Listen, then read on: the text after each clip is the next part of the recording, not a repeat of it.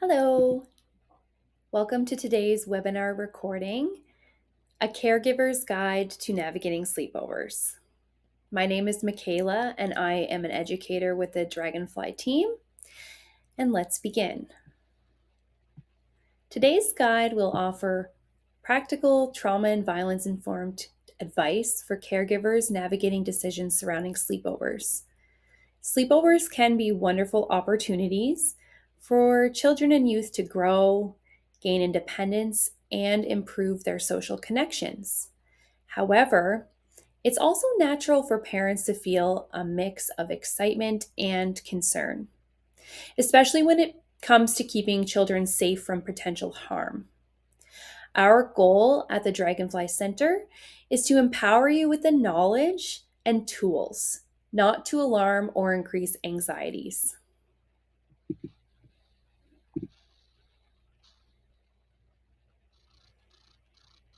So, welcome. Thank you for being here. Your care and concern for sleepover safety will make a difference in the lives of children and youth. A warning that there may be sensitive topics ahead for some of you. We will discuss some topics that can be triggering for you, such as potential misuse of power and authority and sexual abuse. Just know that you're not alone and that support for yourself or your children or the children you're caring for are available for you if you need it. Our goal today is to equip you with the knowledge, tools, and resources to support, empower, and guide families in their decisions surrounding sleepovers with children's consent, boundaries, and safety in mind. Growing awareness surrounding the prevalence of child sexual abuse, and for some caregivers, possibly their own experiences, has many families approaching sleepovers with caution. Some are choosing to skip sleepovers altogether, while others are setting clear boundaries and safety plans to help their child navigate these situations confidently. Both choices are valid. Preparing your child and proactively setting expectations can ensure that the experience remains as positive and safe as possible. Whether your family decides to allow sleepovers or not, open conversations about safety, trust, and body autonomy are powerful tools that will support your child far beyond one night away from home.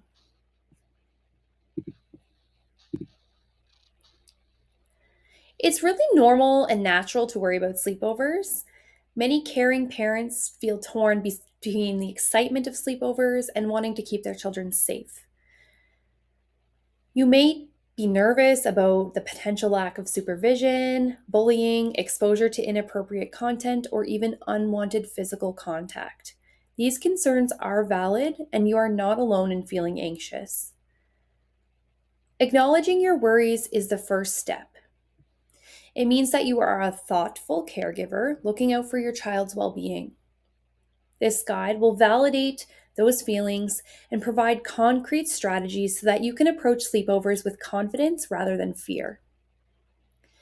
You may have a personal history of past negative experiences with sleepovers that may leave you feeling hesitant or scared to allow your child to participate in sleepovers. We just want to acknowledge that these concerns are valid and, above all, to trust your own feelings. If a situation does not feel right, it's always okay to say no or to delay that sleepover.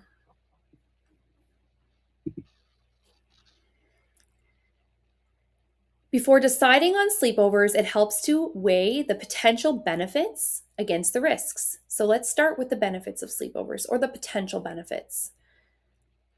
Every family and every child is different, so there is no one size fits all answer, but you can consider these benefits and risks when deciding whether sleepovers are the right fit for your family.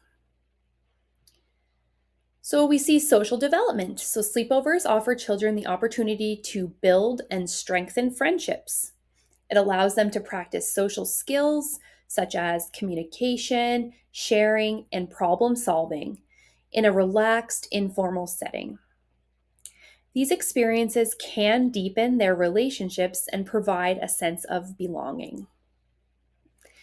independence, and responsibility. So, spending a night away from home teaches children to be more independent.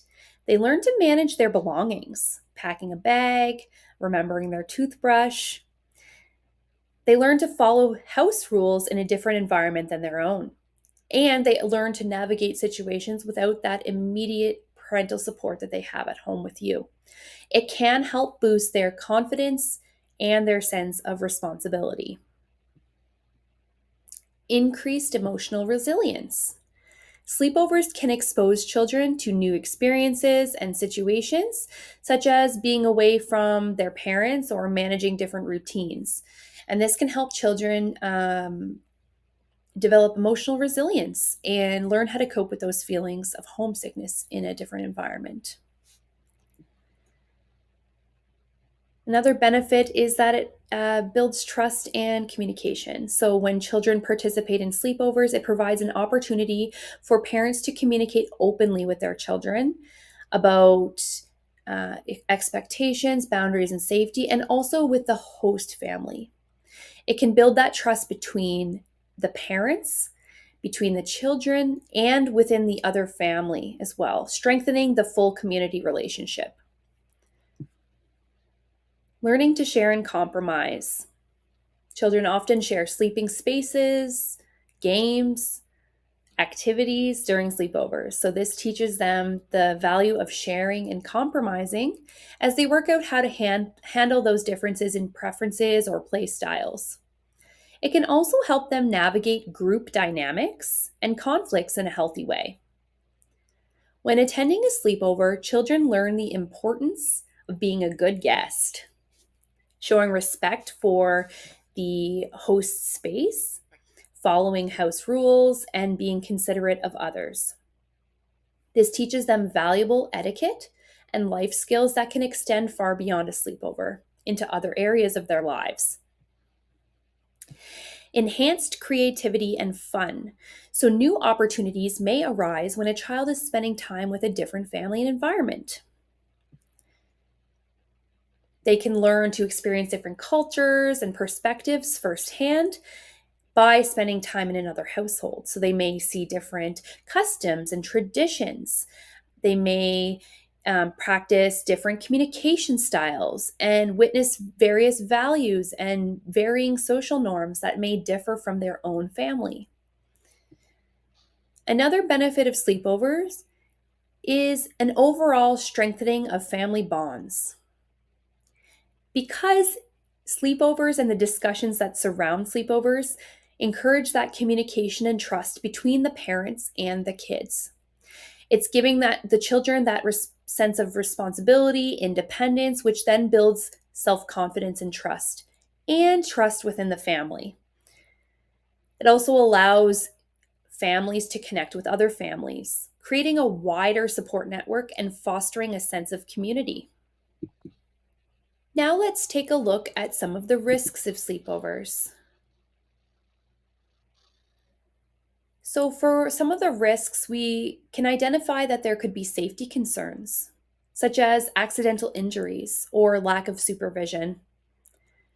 When your child is sleeping under someone else's roof, you have less control.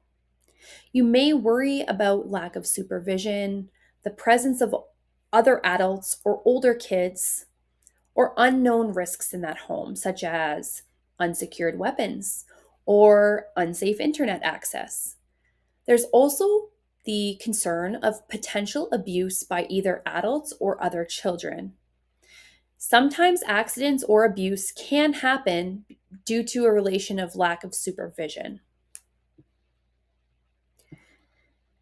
Another risk of sleepovers is disruptions. So, kids who have a history of trauma or anxiety might find sleepovers especially challenging. Even a child without prior trauma can become very distressed by an incident at a sleepover or perhaps a fear of the dark. The idea here isn't to catastrophize, but to be mindful that for some kids, the fear of the dark or being in a strange house or an accidental exposure to something scary, maybe an older kid showing them a horror movie, it could be upsetting to that child. Caregivers should weigh if the child is emotionally capable of handling these things. And acknowledge that sleepovers can also lead to disruptions in sleep routines. So, staying up late, sleeping in a new environment, having trouble settling down, it can affect their sleep quality. This could lead to fatigue the following day, crankiness, moodiness. It can also impact focus, behavior, and if it's happening frequently enough, it can impact their overall health. So, just something to keep in mind. Homesickness. For some children, being away from home and their parents for the first time can trigger the feelings of homesickness, anxiety, or distress. This can be especially true if they're not used to being away from their family or their household. Exposure to conflicting family values. So every family has its own set of values, traditions, and rules.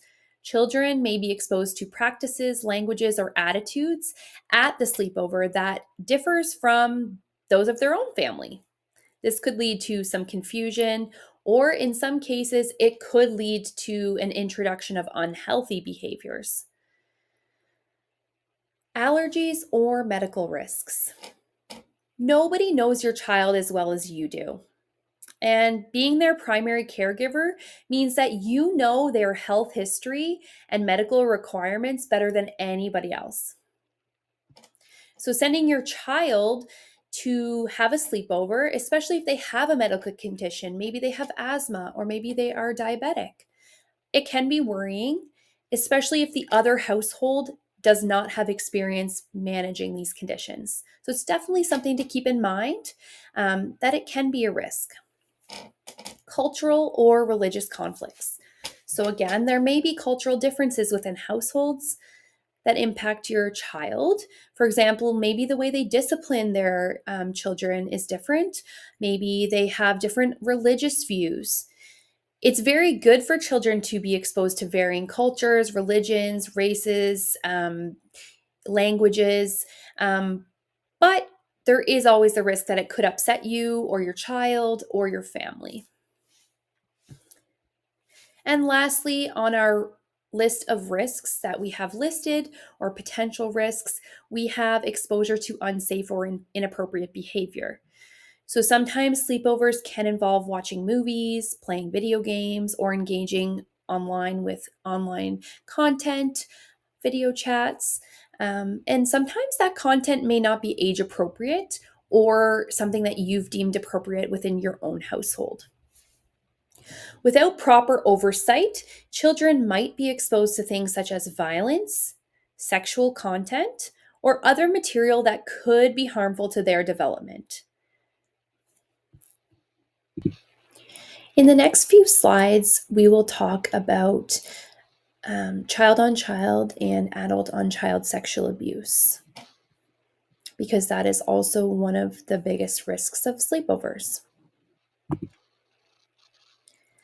But before we go into that, let's review one of the most common myths surrounding sexual abuse. So, the myth is that children and youth are more likely to be sexually abused by strangers, whereas the reality is the vast majority of the time, children are sexually abused by someone that they know. So, if we look at the data from 2012, of the 14,000 police reported cases of sexual offenses against children and youth, 88% of all sexual offenses were committed by an individual known to the child and youth, with the remaining 12% committed by strangers. Of these known, 38% were family members, 44% were acquaintances, and 6% were intimate partners of the youth. Statistically, we recognize that sexual abuse most often is perpetrated by someone you or your child knows. When considering sleepovers, it's important to remember that not all risk comes from adults. Research shows that approximately 40% of child sexual abuse victims are abused by other children, often older or larger youth who they or their caregivers know. being as involved and aware as possible, and ensuring that the sleepover environment has clear, appropriate supervision and rules about who will be present in the home, including all the ages and relations to the host family, will play a key part in sleepover safety. What does this mean for you? It means that being aware and recognizing that abuse and violations of boundaries can happen from older children and teens. Some of the reasons that child on child sexual abuse may happen could be due to unsupervised or inadequate supervision of the children. Um, it could be boundaries and consent not being taken seriously or upheld. We can see it when there are age and developmental differences in the children. We can see it happening sometimes when there is a lack of communication from the child or a fear or uncertainty. Maybe they're not recognizing that what's happening is abuse. And some risk factors that increase the likelihood of this happening could be previous child abuse, bullying, peer pressure. And I just want to recognize that it is never the child's fault if a bigger or older person harms the child.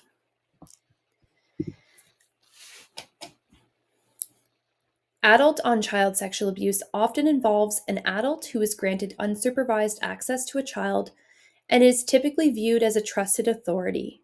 Remember that 88% of the time, the perpetrator of violence is someone known to the child or the family. This could be someone such as a family member, the parent of the friend, a teacher, a community leader. The adult may use distorted justifications to rationalize their actions, often engaging in the grooming process to manipulate and control the child emotionally and psychologically.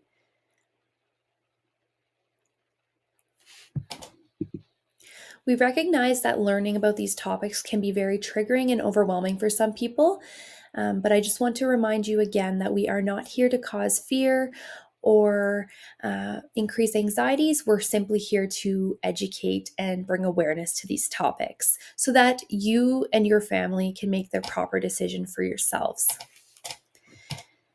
Let's look next at preparing your child for possible challenges that they could encounter during sleepovers.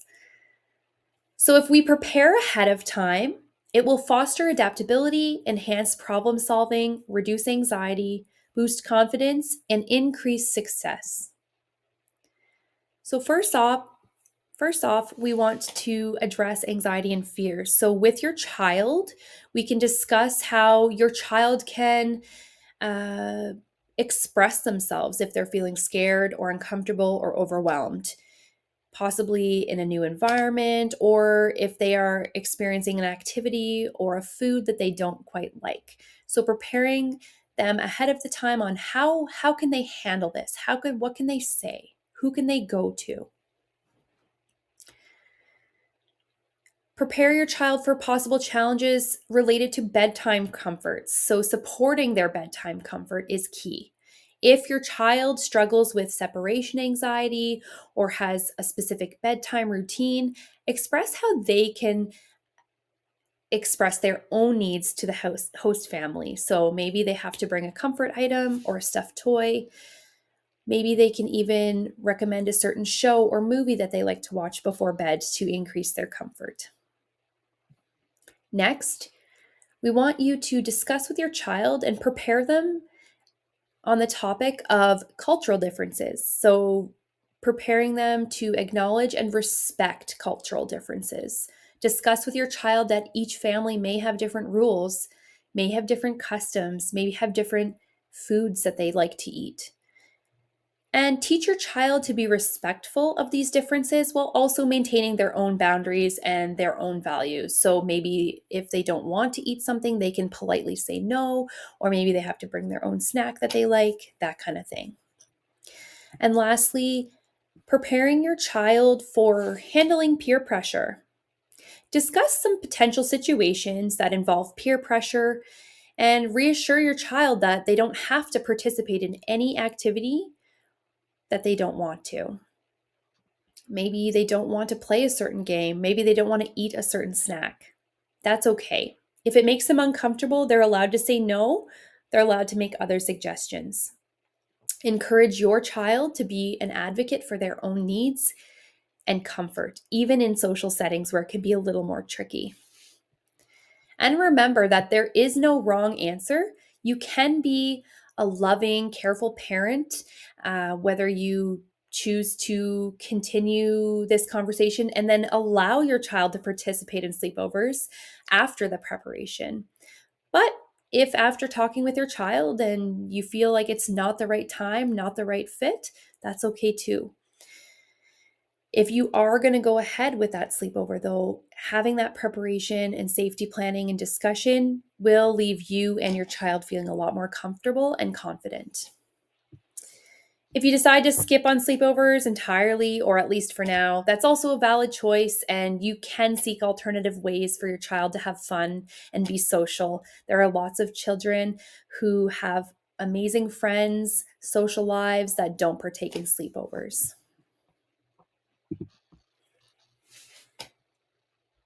If we're deciding to proceed with the sleepover plan, here are some things that you can review with your child as their caregiver. So we want to review personal boundaries. So teach your child about boundaries and how to confidently establish their own boundaries.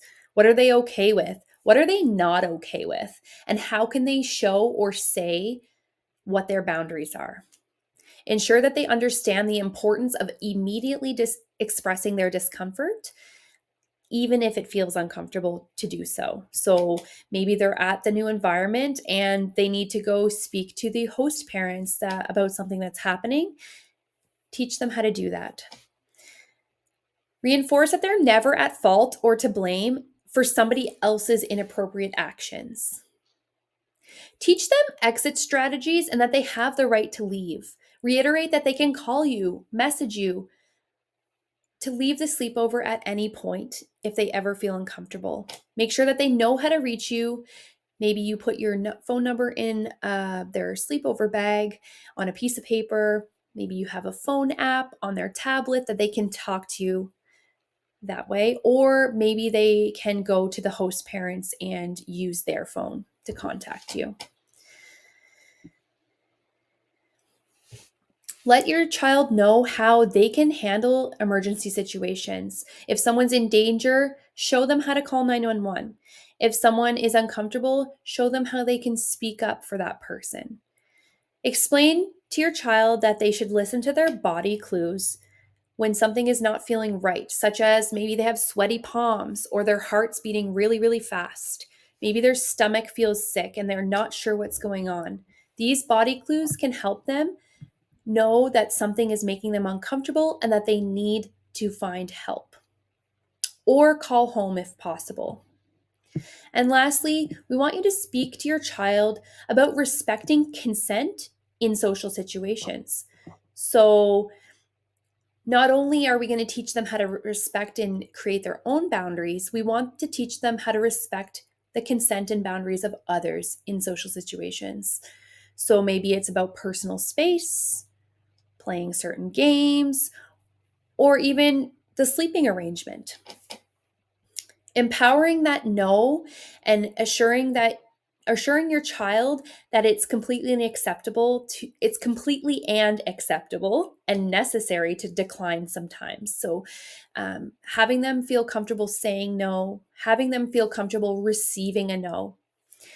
Let them know that they can always still be friends with the person, even if the person's saying no to them, and even if they say no to their friend. Rolling with that rejection is going to get them a lot farther in life than if they are not accepting people's boundaries.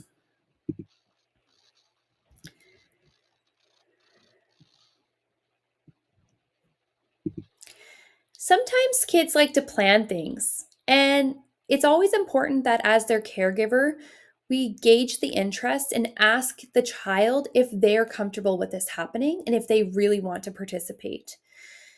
Confirm that your child genuinely wants to attend the sleepover and feels comfortable doing so, free from peer pressure, and that they're able to openly discuss their feelings.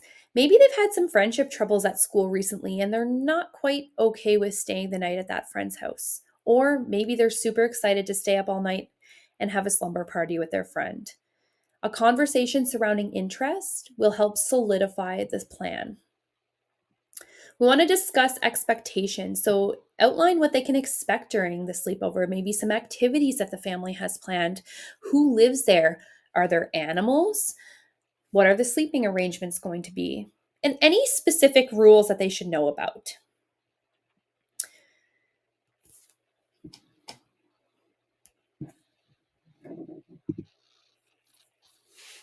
We also want to make sure to speak to the host caregivers, especially when we're establishing the safety and boundaries of our child.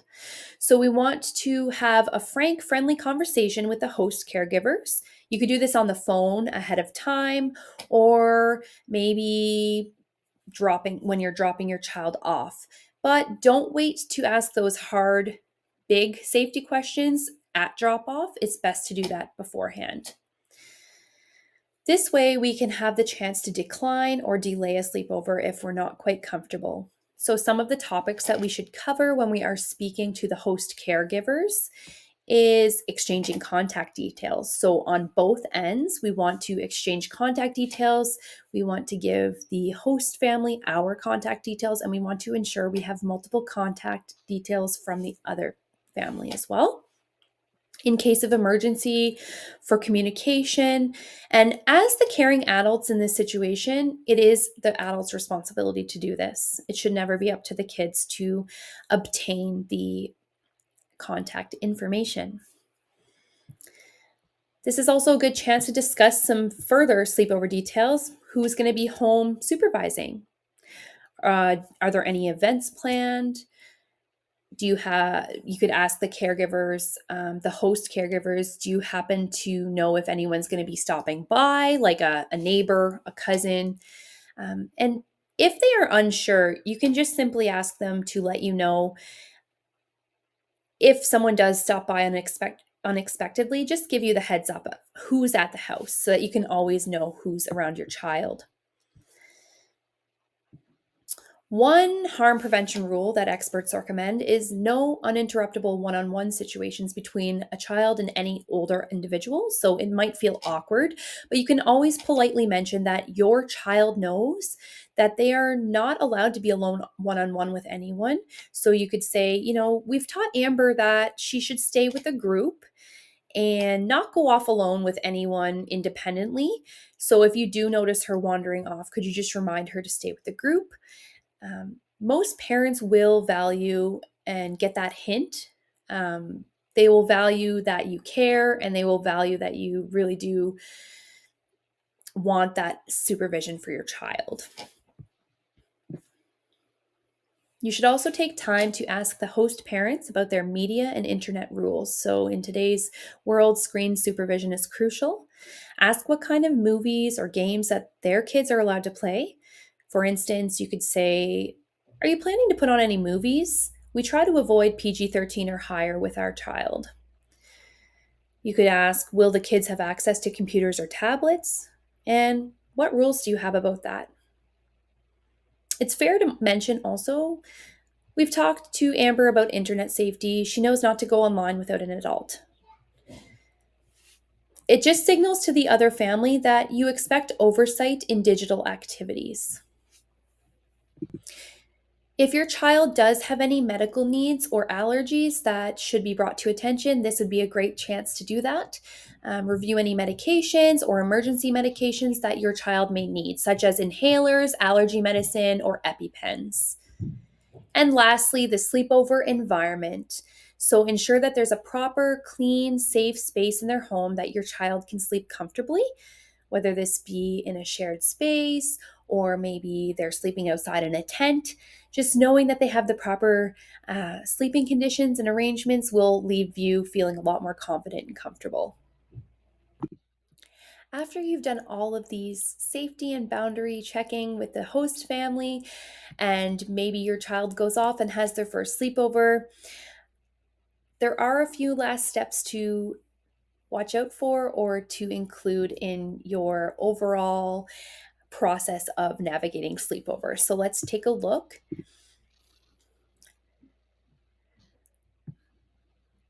After the sleepover happens and you pick your child up, it's a good idea to follow up with them about their experience.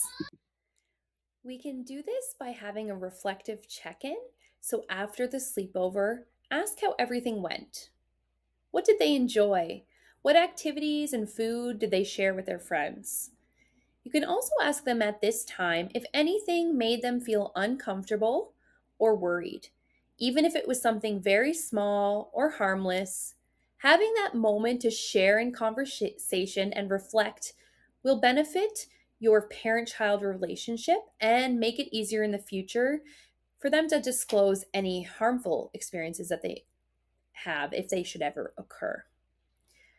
We also want to make sure we are respecting their privacy, so allowing your child space and time to open up about their experience and maintaining that open communication. So maybe that conversation doesn't happen the immediate day following. Maybe they're really tired, maybe they're a little cranky. We might have to wait a day or two until they're back to their normal self in their normal routine. But just using sleepovers as an opportunity to discuss and reinforce boundary setting skills and conversations to improve future safety strategies.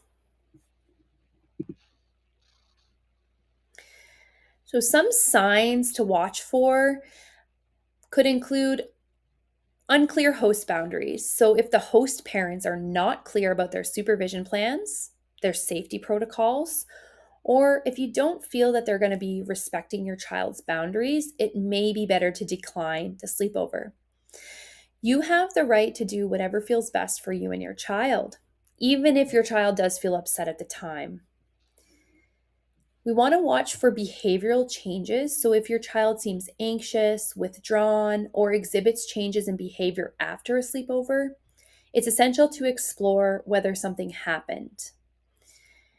Now, sometimes crankiness or changes in mood could just be caused from a lack of quality sleep, from a fun late night of watching movies and eating snacks. But you know your child best, so it does not hurt to open up that conversation. And going forward, your child will recognize you as their safe, trusted adult that they can talk to about anything. We also want to watch for physical or emotional distress. Be mindful of signs of physical or emotional distress, such as unusual fear of going to sleepovers in the future, signs of bullying, or discomfort with certain individuals or interacting with certain individuals. And lastly, the biggest sign to watch for is always your gut feeling. We always want to say, trust your gut, trust your instincts. If you feel uneasy about something or you have concerns about the host family, it's okay to decline the invitation and arrange an alternative plan. Sleepovers are always optional. If they don't fit your family's beliefs or values, then that's okay. There are many, many happy, thriving children who don't partake in sleepovers with friends. It's a very personal decision, and each family should feel empowered to make the choice that aligns best with their values, comfort level, and circumstances. So, respecting each individual's family decision will help create a supportive environment. So, teaching your child that not every family partakes in sleepovers. Every family has their own experiences, own opinions, and own right to decide whether or not they participate. As we wrap up today's session, remember that sleepovers are more than just fun and late night snacks. They're also valuable moments for building trust, independence, and social skills. So, whether you're a parent guiding your child or a young person preparing for your first overnight stay, communication, boundaries, and preparation go a long way. Keep the conversations open, trust your instincts, and don't be afraid to say not yet if it doesn't feel right. Every child is different and every family's journey with sleepovers will look a little bit different, and that's okay. Thank you so much for joining us today. We hope that you leave with some useful tools, a little more confidence, and a lot of reassurance. Until next time, sleep tight and good luck out there.